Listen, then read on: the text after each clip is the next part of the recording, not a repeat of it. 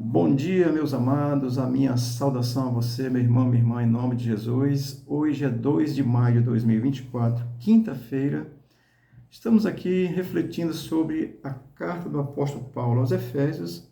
O nosso capítulo é o 3. O texto hoje são os versículos 14, 15 e 16. Diz assim a palavra de Deus. Por esta causa me ponho de joelhos diante do Pai, de quem toma o nome toda a família, tanto no céu como sobre a terra, para que, segundo a riqueza da sua glória, vos conceda que sejais fortalecidos com poder, mediante o seu Espírito no homem interior. Amém?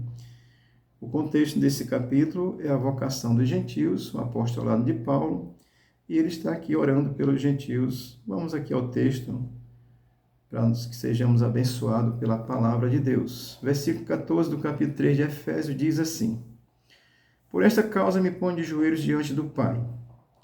Paulo, como um pastor consciente, um justo pastor, o bom pastor é Jesus, mas quem segue Jesus também imita e é um bom pastor também, não como Jesus, mas é um bom pastor, um justo pastor. Ele é esse que intercede pelas ovelhas, pelos crentes, pelos seus irmãos, por aqueles a quem ele pregou e se converteram, tá certo?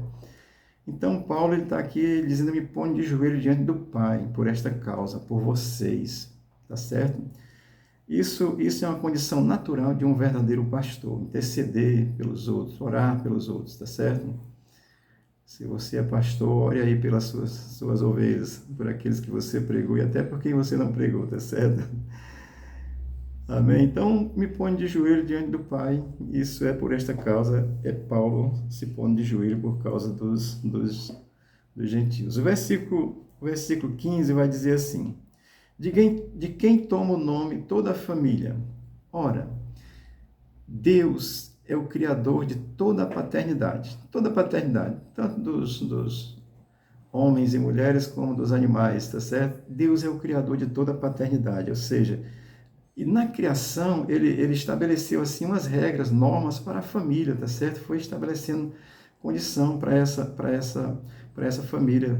Então, Paulo ele diz, olha, de quem toma o nome toda a família, ou seja, essa é a vontade de Deus, as famílias sejam abençoadas por Deus. Paulo tem essa compreensão e ele está aqui nos ensinando que Deus é o Deus criador de toda a paternidade, inclusive da paternidade humana, tá certo? Homem e mulher.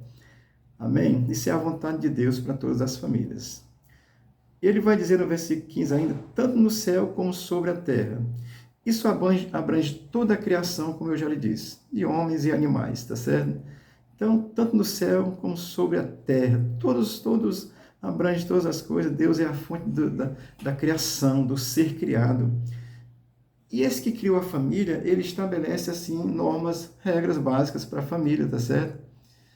O homem tem a capacidade de raciocinar, de pensar e vai criando coisas, inventando coisas de acordo com a sua vontade, não com a vontade de Deus, tá certo? Mas olha, ele diz, tanto no céu como sobre a terra, isso abrange toda a criação, tá certo? É o ser criado em todas as dimensões. E ele vai estabelecer regras. Deixa eu ler aqui um texto em Gênesis capítulo 2, versículo 24. Todo o contexto lá, quando Deus cria Adão e Eva, né? Ele criou macho e fêmea, tá certo?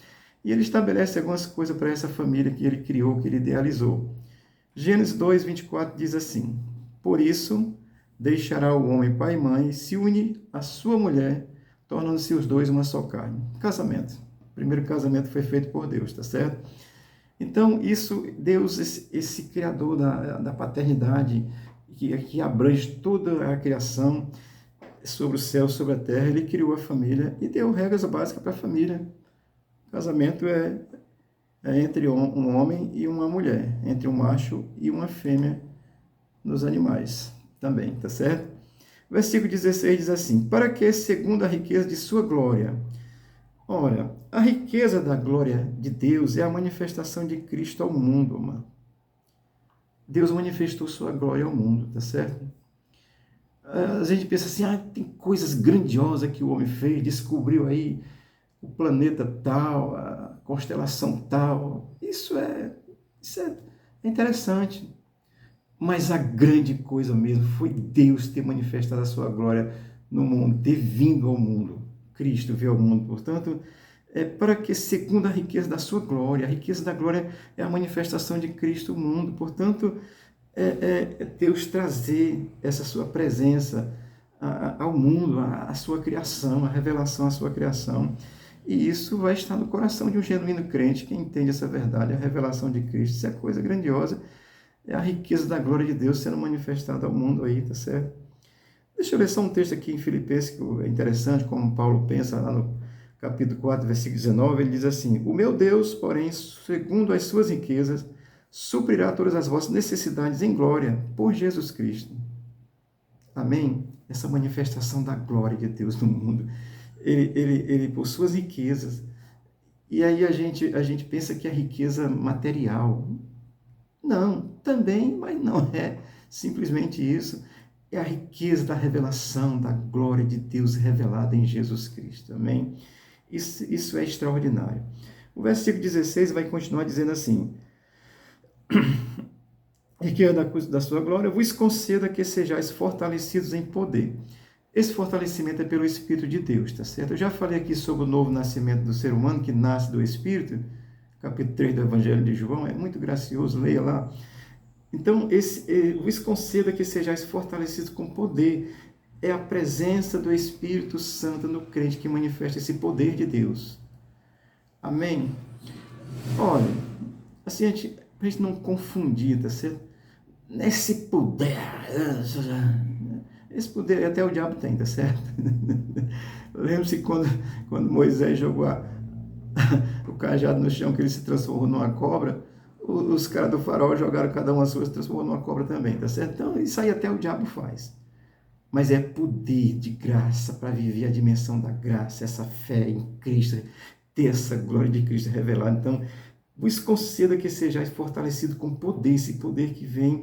E aí o versículo 16 vai continuar dizendo assim: mediante o seu Espírito, ou seja, o poder do Espírito Santo que se manifesta na vida de um crente, que dá prazer, que traz alegria, liso, mas feliz, tá certo?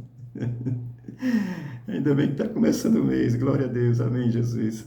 Então, mediante o seu Espírito é o que fortalece, e ele vai dizer, no homem interior, certo? É dentro, fortalece a alma, fortalece o Espírito, lhe dá um renovo, lhe dá uma condição de ser fortalecido em Deus. Não é o fortão para andar lutando aí não, isso aí você chama o Hulk, tá certo? Mas é o Espírito, o homem interior fortalecido, tá certo?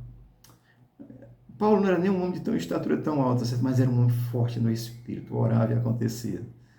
É esse fortalecimento que Paulo está falando. Eu me coloco diante do Pai, de joelho, assim, para que, segundo essa riqueza revelada em Cristo, vocês sejam fortalecidos pelo poder do Espírito no homem interior.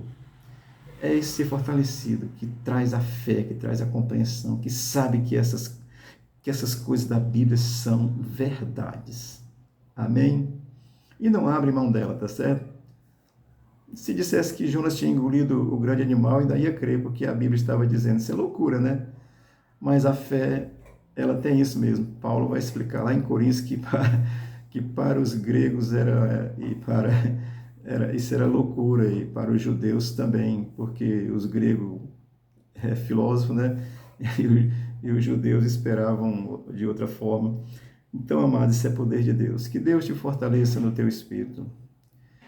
O Espírito de Deus é o Espírito Santo que faz a gente crer em Cristo. É Ele que faz a gente crer em Cristo.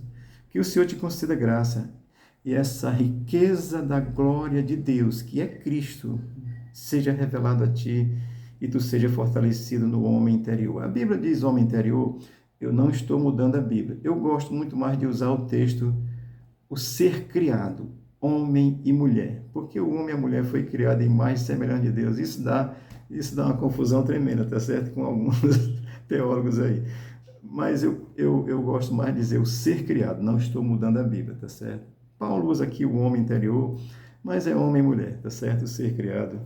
Deus te abençoe, meu amado, em nome de Jesus, tá bom? Olha, assim como nós alimentamos nosso corpo físico, eu já comi aqui uma tapioquinha com queijo e café, tá certo? Aí fortalece o corpo físico, tá certo? Amém? Da mesma forma, o nosso espírito precisa ser fortalecido pelo Espírito de Deus. Peça a Deus que Ele lhe dá. Porque a promessa com relação ao Espírito já foi cumprida, ela já aconteceu. O dia de Pentecostes é 50 dias depois que Jesus subiu aos céus. Com 40 dias ele subiu, com mais 10 dias depois o Espírito de Deus desceu sobre os apóstolos que estavam em Jerusalém. Eu vou ler aqui só Atos capítulo 1, versículo 8, que diz assim. O texto não vai dizer assim, permaneceis em Jerusalém até que do alto seja revestido de poder. Aí Atos 1:8 vai dizer assim, mas receberei poder ao descer sobre vós o Espírito Santo e sereis minhas testemunhas tanto em Jerusalém como em toda a Judéia e Samaria até os confins da terra. Chegou no Ceará. Oh, glória. Amém?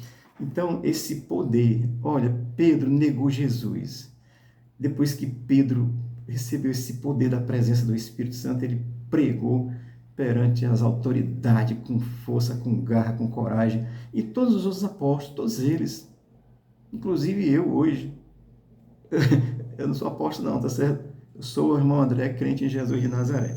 Tá certo? Então, mas pego com essa verdade, porque isso é a ação do Espírito de Deus. Eu sei quem eu sou. Eu não teria capacidade nem de falar aqui com você, tá certo? Mas, amados, que Deus te abençoe. A família criada por Deus, a base da família é um homem e uma mulher, tá certo? E o fortalecimento do homem interior, da mulher interior, é pelo Espírito de Deus. Que você seja envolvida por essa presença do Espírito Santo do Senhor que faz a gente crer em Cristo. Deus te abençoe. Tenha um bom dia, tenha uma boa... Eu ia dizer que era segunda-feira, confundindo com o feriado de ontem. Tenha uma boa quinta-feira. E o Senhor seja contigo e te abençoe e te guarde. Em nome de Jesus. Amém.